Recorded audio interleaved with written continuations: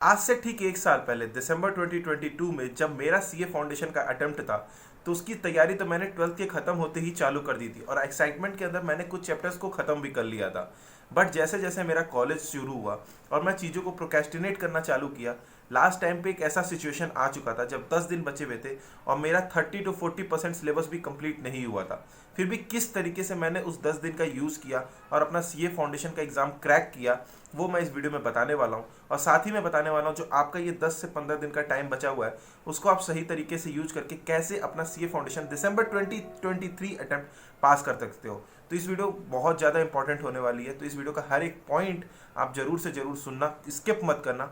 चलो फटाक से वीडियो को स्टार्ट करते हैं। तो देखो, इसके ऊपर मैंने डिटेल में ऑलरेडी बात करी हुई थी जो मैंने पिछले अटेम्प्ट के लिए सेम वीडियो बनाई थी, तो उसका लिंक तो आपको आई बटन में मिल जाएगा, आप वहां से देख सकते हो। तो डिस्क्रिप्शन में भी मैं लिंक डाल दूंगा। बट मैं एक चीज़ और बताना चाहता हूँ, जब मैंने 10 दिन की तैयारी की थी तो ऐसा नहीं था कि मैंने कुछ भी नहीं पढ़ा था। ऑब्वियसली 11th-12th मेरा काफ़ी ज़्यादा स्ट्रॉन्ग था अकाउंट्स और इको के अंदर, तो वहाँ से मेरा बेस स्ट्रॉन्ग था। और साथ ही में मैंने जब स्टार्टिंग में एक्साइटमेंट के अंदर पढ़ाई की थी तो एलआर पोर्शन खत्म कर दिया था, जो कि 20 नंबर का आ जाता है श्योर शॉर्ट। तो ऐसे करके मैंने कुछ कुछ चैप्टर्स कंप्लीट कर लिए थे और बीच बीच में प्रोक्रेस्टिनेशन के वक्त भी मैंने थोड़ा बहुत पढ़ाई किया था। तो मेरा एक तो ये था कि हाँ, मेरा 30-40% सिलेबस नहीं कंप्लीट हुआ, बट जो भी हुआ था 20-30%, वो उससे मुझे 50-60 पे ही आना था पास होने के लिए। ठीक है, तो मेरा सबसे पहला जो फोकस रहता था वो ये रहता था कि हर सब्जेक्ट में इंडिविजुअली इतना तैयारी कर लूँ कि 60 मार्क्स तो मैं ला सकता हूँ। अगर केवल उस पेपर का एग्जाम हो जाए तो मैं उसमें 60 मार्क्स तो ले आऊँ, इतनी तैयारी करके चलूँ। तो जैसे कि जो इंपॉर्टेंट चैप्टर्स होते हैं मैंने उनको फटाफट कवर अप किया। अब इतना तो टाइम नहीं होता है कि आप पूरी पूरी उस चैप्टर की वीडियोस देखोगे, है ना। तो अब आपके पास चीज़ें जो कम समय में क्या करना होता है कि जो वन शॉट यूट्यूब पे पड़े होते हैं काफ़ी ज़्यादा इफेक्टिव होते हैं। लास्ट टाइम पे मैं वहाँ से कॉन्सेप्ट क्लियर करता था और उसके बाद मैं एमटीपी आरटीपी के डायरेक्ट क्वेश्चन सॉल्व करने लगता था अकाउंट्स एंड लॉ के अंदर। ठीक है, क्योंकि आईसीआई मॉडल के क्वेश्चन सॉल्व करते तो थोड़ा सा टाइम वेस्ट होता, but MTP RTP previous year के क्वेश्चन सॉल्व करने से मैं जो एग्जाम में ऑलरेडी आए हुए क्वेश्चन होते थे ना, उसको सॉल्व कर लेता था। तो जिससे मेरे अंदर एक कॉन्फिडेंस डेवलप हो जाता था अकाउंट्स एंड लॉ के अंदर। और मैथ्स एंड इको के अंदर तो आईसीआई मॉडल के क्वेश्चंस इनफ होते हैं। तो इस तरीके से मैंने अपने 10 दिन के अंदर अपना सिलेबस कंप्लीट किया था। मैं आपको सजेस्ट करूंगा, अगर आपके पास टाइम हो तो जो डिस्क्रिप्शन में मैंने पुरानी वीडियो की लिंक दी है, एक बार आप उसको देख सकते हो। अब मैं बात करता हूँ किस तरीके से आप अपने बचे हुए 10 दिन के अंदर, अभी 10 दिन से ज़्यादा ही टाइम बचा है पर मैं 10 दिन लेके चलता हूँ। ये हो सकता है वीडियो आप तक लेट पहुँचे, जितना जल्दी पहुँचती है तो बचा हुआ समय आप रिविजन के लिए यूज़ कर सकते हो। बट ये 10 दिन सबके लिए है, तो इस 10 दिन के अंदर किस तरीके से आप अपना सिलेबस कंप्लीट करने वाले हो, तो चलो मैं वो फटाफट आपको बता देता हूँ। पहले बात करते हैं अकाउंट्स की। ठीक है, पेपर नंबर 1 की। उसके अंदर आपको ये चीज़ ध्यान देना होता है, 11th-12th में जो कॉमर्स से ऑलरेडी पढ़ के आ रहा है उनके लिए ये एक चीज़, एक एडवांटेज होता है कि उनके जो मेजॉरिटी ऑफ द सिलेबस होता है सीए फाउंडेशन का, उसका बेस तो क्लियर होता है 11th-12th से। जैसे कि एनपीओ चैप्टर हो गया, कंपनी अकाउंट्स हो गया, पार्टनरशिप अकाउंट्स हो गया, फाइनल अकाउंट्स हो गया, बिल ऑफ एक्सचेंज हो गया, बीआरएस हो गया, अकाउंटिंग प्रोसेस हो गया, है ना, डेप्रिसिएशन हो गया। इन सब चैप्टर्स के बेस क्लियर होते हैं। तो अब आपको क्या करना होता है, इन सब कॉन्सेप्ट के बस वन शॉट देख लो। वन शॉट किनका देख सकते हो, मैं सजेस्ट करूंगा सीटीसी क्लासेस का जो दंगल रिवीजन सीरीज होता है, वो आपके लिए काफ़ी ज़्यादा इफेक्टिव हो सकता है। आप वो वीडियोस देखो, देन उसके बाद आरटीपी एमटीपी के डायरेक्ट क्वेश्चन सॉल्व कर डालो, प्रीवियस ईयर क्वेश्चन सॉल्व कर डालो।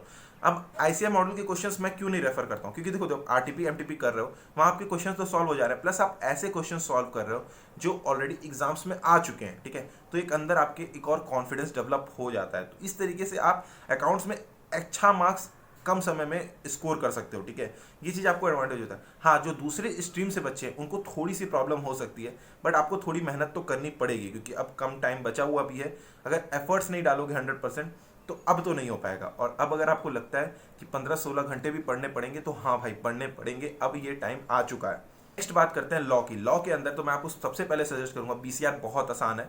बीसीआर के वन शॉट पकड़ो, किसी भी अच्छे टीचर का कंप्लीट कर लो। ठीक है, उसके बाद क्वेश्चन सॉल्व कर लेना, प्रीवियस ईयर क्वेश्चन उठाना, क्वेश्चन पेपर्स। ठीक है, बीसीआर का क्वेश्चन पूरा लिख के सॉल्व कर लो, 2 से 3 बार लिख के सॉल्व कर लिए तो तुम्हारा बीसीआर बहुत अच्छा हो जाने वाला है। ठीक है, लॉ के अंदर एलएलपी काफ़ी आसान है, 5 नंबर का क्वेश्चन आता ही आता है श्योर शॉर्ट। 2-3 ही टॉपिक हैं जिनमें से एक क्वेश्चन बनेगा, तो वो आसान है, एलएलपी तुम खत्म कर सकते हो। देन कंपनी अकाउंट्स को रेफर कर लो। और उसके बाद अगर इंडियन कॉन्ट्रैक्ट एक्ट बहुत बड़ा है, ठीक है, तो वन शॉट देख लेना उसका और उसके क्वेश्चंस लिख के प्रैक्टिस कर लो, क्योंकि लिख के प्रैक्टिस नहीं करोगे तब तक लॉ में कुछ भी नहीं हो पाएगा। बचे हुए टाइम में लिख के प्रैक्टिस करना ही पड़ेगा, इसका कोई भी मैं कह सकता हूं सब्स्टिट्यूट नहीं है। ठीक है, उसके बाद सोगा और पार्टनरशिप का अगर टाइम बचा तो क्वेश्चंस पढ़ लेना। ठीक है, लिखना ना लिखना आपके ऊपर डिपेंडेंट है, पढ़ लेना, क्योंकि मेरे साथ हो चुका है। सुगा के क्वेश्चन मैं बस पढ़ के गया था, सेम क्वेश्चन आ गया था, तो मुझे कुछ याद था, तो मैंने 4 नंबर का क्वेश्चन आया था, 2-3 मार्क्स तो उसमें से आ गए थे मेरे। तो इस तरीके से भी कई बार हो जाता है, लक अगर आपका साथ देगा तो, ठीक है। तो पढ़ के जरूर जाना अपने साइड से। लॉ में आप मोहित अग्रवाल सर की आप वन शॉट रेफर कर सकते हो, आपके लिए काफ़ी ज़्यादा हेल्पफुल होगी। या तो पीडब्ल्यू क्लासेस की भी वन शॉट काफ़ी ज़्यादा अच्छी है, मैंने खुद देखी है, तो वो काफ़ी ज़्यादा अच्छी है। अब बारी आती है मैथ्स की। मैथ्स में जहाँ तक सबको डर रहता है, खासकर जो कॉमर्स से पढ़े होते हैं उनको तो सबसे ज़्यादा डर होता है। तो मैथ्स के अंदर मैं आपको सजेस्ट करूंगा एलआर पोर्शन निपटा लो, बहुत ईजी है, ठीक है। एलआर कहाँ से कंप्लीट करो, ग्रूमिंग एजुकेशन एकेडमी का जो एलआर का वीडियोस पड़े हुए छोटे छोटे वीडियोस हैं, वो खत्म कर लो और आईसीआई मॉडल के क्वेश्चन सॉल्व कर लो। 20 नंबर शॉर्ट फिक्स है यार, 20 नहीं तो 17-18 आ जाएंगे, बाकी तो 22-23 नंबर लाना है, पास तो हो जाओगे मैथ्स के अंदर, ठीक है। एलआर कंप्लीट कर लो, देन उसके बाद तुम टीवीएम कर लेना, 15 मार्क्स से क्वेश्चन आते ही आते हैं। देन उसके बाद permutation combination, ratio proportion, indices, logarithm, linear equation, जिसमें से 12 मार्क्स के क्वेश्चन आ जाते हैं, ठीक है। उसके बाद statistical description of data, central tendency, dispersion, correlation, regression, index number, इस सीक्वेंस में करते चले जाना। कहाँ से करोगे, निशांत कुमार सर की कॉम्प्रिहेंसिव रिवीजन काफ़ी ज़्यादा हेल्पफुल हो सकती है, मेरे लिए खुद बहुत हुई थी, जिसमें टीवीएम का तो 4 घंटे के अंदर कॉन्सेप्ट भी बेसिक से क्लियर हो चुके थे और मैंने क्वेश्चंस भी सॉल्व कर लिए थे। उसके बाद आईसीआई मॉडल के क्वेश्चन बचे हुए सॉल्व कर लेना, बहुत ज़्यादा हेल्पफुल होने वाला है निशांत कुमार सर की। हाँ, कुछ चैप्टर्स के नहीं पढ़े हुए हैं वीडियोस कॉम्प्रिहेंसिव रिवीजन, तो आप वहाँ प्रणब पोपट सर की वन शॉट वीडियोस देख सकते हो, वो भी आपके लिए बहुत ज़्यादा हेल्पफुल होने वाली है। अब बात करते हैं इकोनॉमिक्स की। इकोनॉमिक्स एक ऐसा सब्जेक्ट हो सकता है जो आपका एग्रीगेट बनाने में बहुत ज़्यादा हेल्प कर सकता है, ठीक है। इकोनॉमिक्स के अंदर काफ़ी ज़्यादा आसान कॉन्सेप्ट हैं। देखो, इंडिविजुअली मैं बात करूँ, मेरे लिए इकोनॉमिक्स बहुत ज़्यादा ईजी था, ठीक है। और इकोनॉमिक्स एक्चुअल में ईजी है अगर आप थोड़ा सा दिमाग लगा समझ लेते हो, ठीक है। तो और इसमें स्कोर करना इसलिए भी आसान है कि आप अगर वन शॉट देखते हो तो आपको पहली बार चैप्टर्स क्लियर हो जाते हैं, मतलब उसको डिटेल्ड वीडियो देखने की उतनी ज़रूरत नहीं पड़ती है। फिर उसके बाद आप अगर आईसीआई मॉडल के क्वेश्चन सॉल्व कर ले तो आपको कॉन्फिडेंस भी आ जाता है, तो आपका हो सकता है इकोनॉमिक्स एक स्ट्रॉन्गेस्ट सब्जेक्ट बन के आए, ठीक है। इकोनॉमिक्स के अंदर सबसे पहले आप बीसी के पोर्सन काफ़ी आसान है, कॉमर्स वालों के लिए तो बहुत आसान है, ठीक है। बाकी जो भी स्ट्रीम के लिए उनके लिए भी बीसी के पोर्सन बहुत ज़्यादा हेल्पफुल हो सकता है ज़्यादा मार्क्स स्कोर करने में। तो बीसी के पूरा करना। चैप्टर 3 आप सब लोग के लिए कि अभी के लिए छोड़ दो, टाइम वेस्ट होगा चैप्टर 3 में, तो बीसीके का चैप्टर 3 अभी स्किप कर दो। एग्जाम टाइम में जब 1.5 डेज मिलता है ना, वहाँ पे देख लेना, अभी के लिए छोड़ दो, ठीक है। अब इकोनॉमिक्स के अंदर सबसे पहले आपको इंट्रोडक्शन टू बिजनेस इकोनॉमिक्स करना चाहिए, आसानी से हो जाएगा, बहुत आसान चैप्टर है। देन उसके बाद demand and supply, production and cost, business cycle, price determination and different market. अब आप लोग कहोगे कि मैंने सारा बता दिया, हाँ सारा बताया, बट आप सीक्वेंस में करते जाना, जो समय के हिसाब से जो जो चैप्टर्स हो जाएंगे वो आपके लिए हेल्पफुल होंगे, ठीक है। ये सीक्वेंस आप फॉलो करना इजी रहेगा आपके लिए। अब जब मैंने सेम वीडियो पिछले अटेम्प्ट में बनाई थी ना, तो मेरे 99% कमेंट इतने पॉजिटिव थे कि देख के मुझे भी काफ़ी अच्छा लगा था, बट कुछ लोगों का कहना था कि लक से निकल गया और 10 दिन इनफ नहीं होते हैं। तो देखो, मैंने वीडियो की शुरुआत में भी बोला, इस वीडियो में भी और उस वीडियो में भी, कि मेरा अकाउंट्स और इकोनॉमिक्स काफ़ी ज़्यादा स्ट्रॉन्ग था 11th-12th में, ठीक है, कंडीशन थी। और मैंने कुछ चैप्टर्स ऑलरेडी पढ़े हुए थे स्टार्टिंग के अंदर, एक्साइटमेंट में सब लोग पढ़ते हैं, आप लोग को भी मालूम होगा, सब लोग पढ़ते हैं, तो वैसे पढ़े हुए थे। तो मेरा वो एक स्ट्रॉन्ग पॉइंट था कि मेरा 20-30% तो सिलेबस कंप्लीट था, मुझे वहाँ से 50-60 पे आना था, ठीक है, जो कि काफ़ी आसान है। अगर आप लोग 0 पे हो तो भी 50-60 पे आ सकते हो, मेरे से थोड़ी सी ज़्यादा मेहनत करके, ठीक है।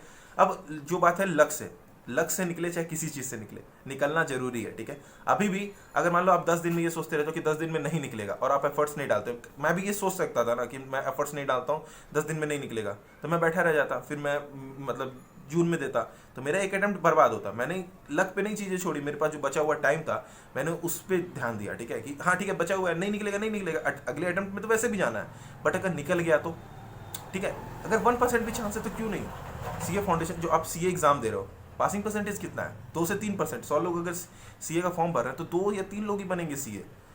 इतना कम परसेंटेज होने के बाद भी आप सब सीए कर रहे हो, ठीक है। सीए फाउंडेशन का एग्जाम देने वाले हो 10 से 15 दिन बाद, तब जब आप इस चीज़ पे रिस्क ले सकते हो, तो अभी जो बचा हुआ टाइम है क्यों नहीं ले सकते भाई। सीए अगर मान लो आपको लग रहा है 15-16 घंटे बहुत बड़ी बात है, तो हाँ बड़ी बात है, मेरे लिए भी बहुत बड़ी बात थी और इंटर के अंदर भी बहुत बड़ी बात है, पर फाइनल वाले जब हमारे सीनियर्स बताते हैं उनके लिए बड़ी बात नहीं है, क्योंकि उनको मालूम है कि उनको उतना पढ़ना ही पढ़ना है नॉर्मल डेज के अंदर भी। तो उस चीज़ का बड़ा हुआ बनाने की ज़रूरत नहीं है कि 15-16 घंटे या फिर नहीं हो पाएगा लक से। अरे यार लक है तो लक है, काम खत्म। अपने हाथ में अपनी मेहनत करना है, ठीक है। तो आप लोग मेहनत करो। अब मैं आपको फिर से बोलूँगा, वीडियो को यहीं पे ख़त्म करूँगा, एफर्ट डालो, पूरा एफर्ट डालो, अपना 100% करो। एक बार काम करो, सभी लोग कमेंट सेक्शन में ना जितना सिलेबस हो चुका है वो लिखो, और लास्ट में जरूर लिखना कि ठीक है मैं इस डेट तक अपना ये सिलेबस कंप्लीट करूंगा और ये दिसंबर 2023 का एग्जाम, सीए फाउंडेशन का एग्जाम मैं पास करूंगा अपने मम्मी पापा के लिए, ठीक है। ये लिखो, लिखने से कॉन्फिडेंस आता है, ठीक है। मैं मानता हूँ मैनिफेस्टेशन रियल है, ठीक है, लॉ ऑफ मैनिफेस्टेशन सही है। अगर आप मैनिफेस्ट करते हो तो आपको वो चीज़ें मिलती हैं, तो ये चीज़ लिखो, ठीक है। कमेंट सेक्शन में नहीं लिखना है, पेन पेपर पे लिखो, डेली उस चीज़ को सामने देखना, ठीक है। अब एक छोटी सी इंपॉर्टेंट अनाउंसमेंट है, जो मेरे चैनल की सबसे पॉपुलर वीडियो थी, आप जो लोग पिछले कई समय से मेरे चैनल के साथ जुड़े हुए हो, ठीक है, और जो नए लोग जुड़े उनको भी बताना चाहता हूँ। मैंने फाड़ू मोटिवेशन करके एक बहुत बढ़िया वीडियो बनाई थी आप सभी के लिए, ठीक है। वो इस चैनल से मुझे कुछ रीजंस की वजह से डिलीट करनी पड़ रही है, ठीक है। और उस सेम वीडियो को मैंने अपने दूसरे चैनल पे अपलोड किया है, जिसका लिंक मैं डिस्क्रिप्शन में दे रहा हूँ, आई बटन में दे रहा हूँ। मैं आप सबसे हाथ जोड़ के रिक्वेस्ट करता हूँ, आप जाके उस वीडियो को जरूर देखना, जरूर से जरूर देखना, ठीक है। और उस चैनल को हो सके तो सब्सक्राइब भी कर लेना, ठीक है। बहुत ज़्यादा आपके लिए वो वीडियो हेल्पफुल हो सकती है। तो बस आज की वीडियो को यहीं ख़त्म करते हैं। अगर आपको वीडियो पसंद आई हो तो वीडियो को लाइक करना, अपने दोस्तों के साथ शेयर जरूर करना है जो भी आपके साथ सीए फाउंडेशन का एग्जाम देने वाले हैं, ठीक है। और कमेंट करके जरूर बताना कैसी लगी ये वीडियो। चैनल को सब्सक्राइब करके जाना, बहुत ज़्यादा मोटिवेशन मिलता है। मिलता हूँ नई वीडियो में, तब तक के लिए bye and all the best. आप लोग सब लोग फोड़ने वाले हो।